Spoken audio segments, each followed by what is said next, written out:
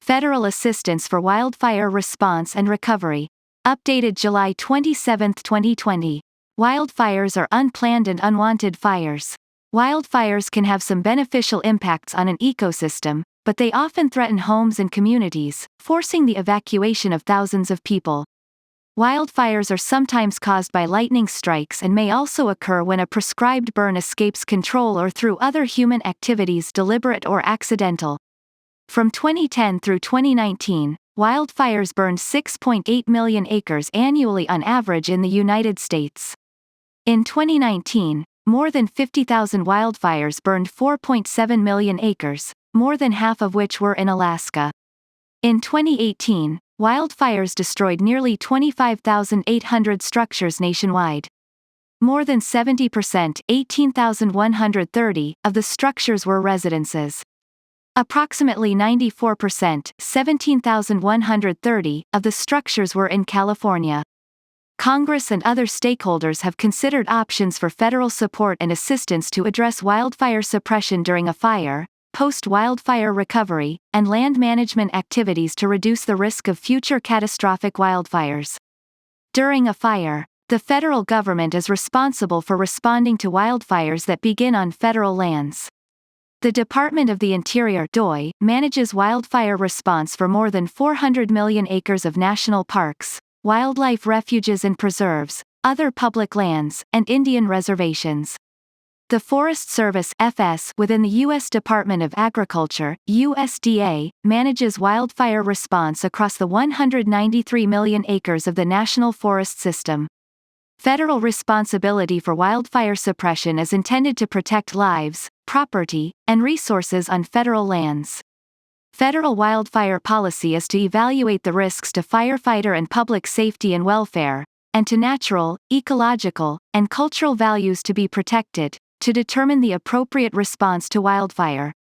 Depending on the risk assessment, the federal response may range from active suppression to monitoring, as supported by the area's land and resource management plans.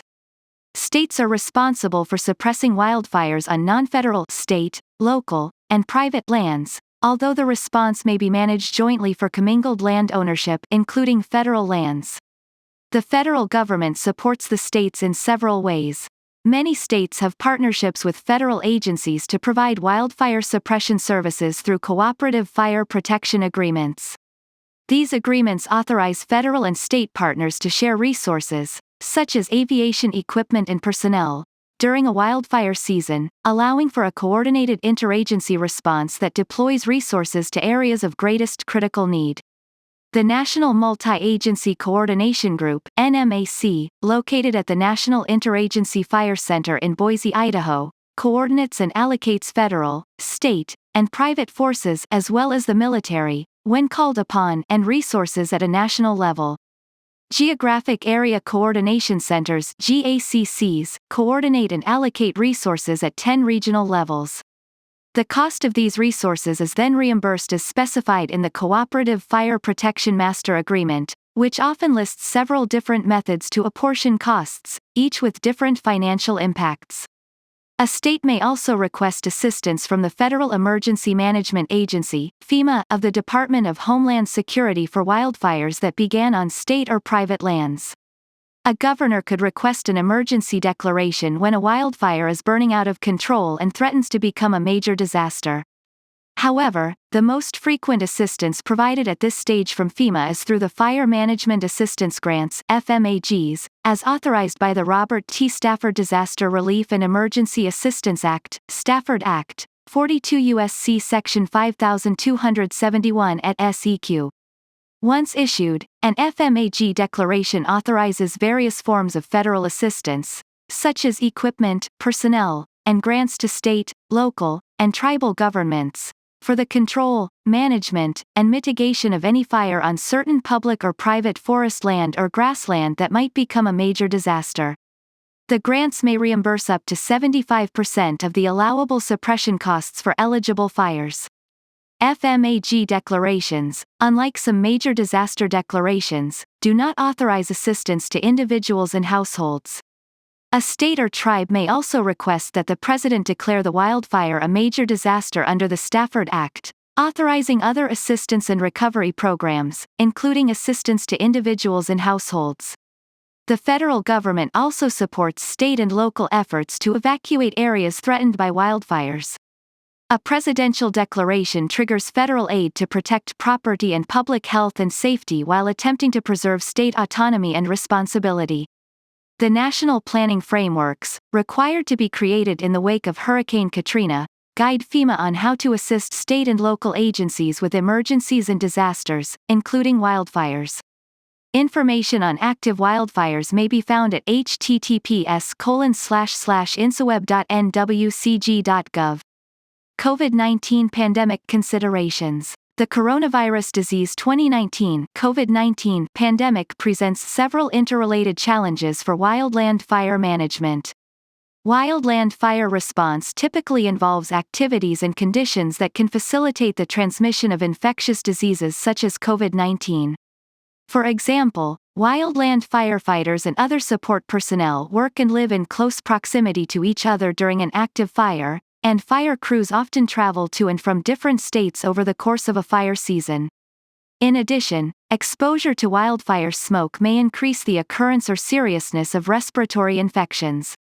More information on wildland firefighters and COVID risk is available at https://www.cdc.gov/coronavirus/2019-ncov/community/wildland-firefighters FAQ. HTML. To address the challenges, the NMAC worked with each GACC to develop a coordinated wildland fire response plan, WFRP. Each WFRP outlines a region-specific strategic framework for maintaining a continuity of response and resource availability while adapting response protocols to provide for the safety and protection of response personnel. Strategies may include options such as increased aerial firefighting to reduce the need for on-the-ground personnel. The WFRPs for all geographic areas are available at https://www.nifc.gov/fireinfo/covid-19.htm.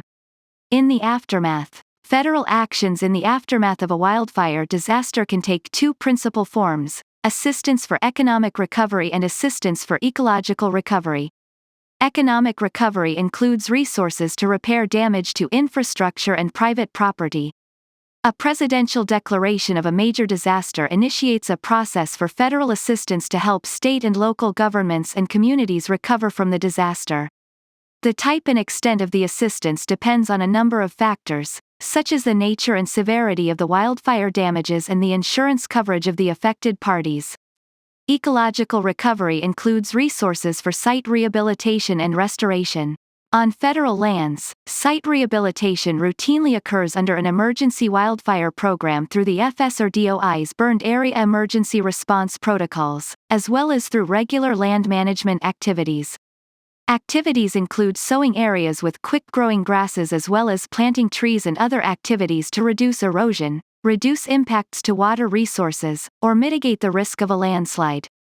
They may also include removing dead or damaged trees threatening resources or public safety. On state and private lands, site rehabilitation is the responsibility of the landowner, but USDA has several programs that can provide assistance. For example, the Emergency Watershed Protection Program, administered jointly by the FS and Natural Resources Conservation Service, as well as the Emergency Forest Restoration Program and the Emergency Conservation Program, both administered by the Farm Service Agency, can provide technical and financial assistance for stabilization, recovery, and restoration activities. USDA also has several agricultural assistance programs to help farmers and ranchers recover from production losses following natural disasters, including wildfires. Some severely burned areas can be at risk of landslides during subsequent rainstorms, even after site restoration efforts. Little can be done to prevent such landslides, but monitoring, usually the responsibility of the landowner, can provide warning to homeowners to evacuate an area prior to their occurrence. After a landslide, other federal post-disaster assistance might become available. Prevention and mitigation. Numerous federal programs provide grants to states and local governments to prepare for wildfire emergencies. FS provides financial and technical assistance for state and volunteer fire protection efforts. Through partnerships with state forestry agencies, these programs provide funds for community wildfire protection planning and preparation, hazard mitigation, equipment, and personnel training. FMAG and major disaster declarations authorize statewide hazard mitigation through FEMA's Hazard Mitigation Grant Program. FEMA also provides grants and training for firefighting and for community responses to natural disasters, including wildfires. Projects to reduce the risk of future wildfires may also be eligible under FEMA's Building Resilient Infrastructure and Communities Program, formerly the Pre-Disaster Mitigation Program. Other wildfire issues include how to prevent a recurrence of catastrophic fires or minimize the damage after one occurs. Conditions such as drought, lightning, and high winds make preventing wildfires impossible, but reducing fuel levels, for example, dead wood, can reduce their potential damage and, in some cases, can decrease the likelihood that they will become catastrophic. However, severe wildfires cannot be prevented in certain ecosystems, such as the chaparral of Southern California and lodgepole pine in the northern and central Rockies. Furthermore, in many cases, these fires are crucial to ecosystem functions. Some tree species, such as lodgepole pines, require high temperatures from fires to release their seeds. Nonetheless, it is often possible to protect structures in such settings. Federal research and grants, for example, the FireWise program, have shown how homeowners can protect their structures even while wildfires burn around them. The keys are the design of the structure itself, especially non-flammable roofing, and the landscaping within 40 meters of the structure. Local zoning is typically used to inform and enforce appropriate standards for wildfire protection for structures. CRS products. CRS Report R 40884, Wildfires, CRS Experts. CRS Report R 43738, Fire Management Assistance Grants, Frequently Asked Questions. CRS Report R 42854, Emergency Assistance for Agricultural Land Rehabilitation. CRS Report RS 21212, Agricultural Disaster Assistance. CRS Report R 43784, FEMA's Disaster Declaration Process, a primer. CRS Insight IN 11187, Federal Emergency Management Agency, FEMA, Hazard Mitigation Assistance. CRS Report R 41981, Congressional Primer on Responding to and Recovering from Major Disasters and Emergencies. CRS Report R 40811, Wildfire Fuels and Fuel Reduction. Katie Hoover, Specialist in Natural Resources Policy.